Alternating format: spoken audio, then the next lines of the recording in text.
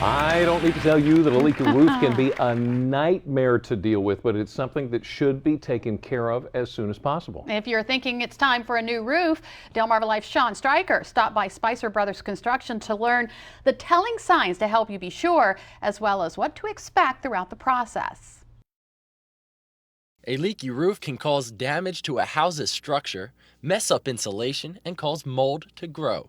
Luckily, there are a few telling signs that can let you know if you need a new roof. Missing shingles, curling of the shingles, a service call or two, that is a sign that it is going to happen again. Brian Spicer is a master elite roofer. If it's time for a new roof, he and his team can help you through the entire process, starting with selecting your shingles. There's many styles. We use the standard shingle today as an architectural grade shingle. We encourage people to stay away from an older, thinner 3-tab shingle, which is most likely what we are removing and replacing with an architectural shingle. Those shingles come in a variety of colors for you to choose from. Once you have your materials picked out, it's time for the installation. This usually starts with the removal of old shingles. What normally is a messy ordeal has been perfected into a clean, efficient process. We come out with a dump truck. We have a piece of equipment in the rear of this home right now. It's called an equipter.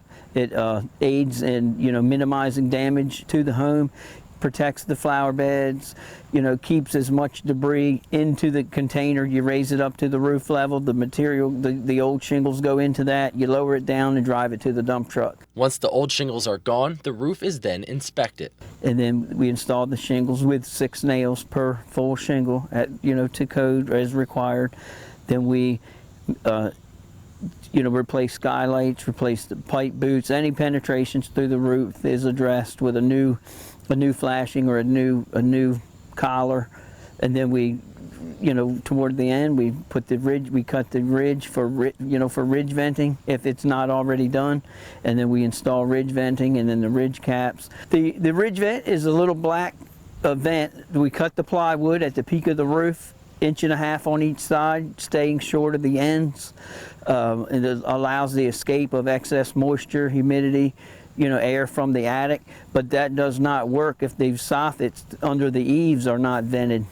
And without the ridge caps and soffits, the roof will not be up to code. But that won't be your only problem. Excess moisture in the home, mold could generate mold. These newer shingles are a lot heavier. They're a lot thicker, with not allowing the roof to breathe as well as it should. So the presence of these vents aids in that.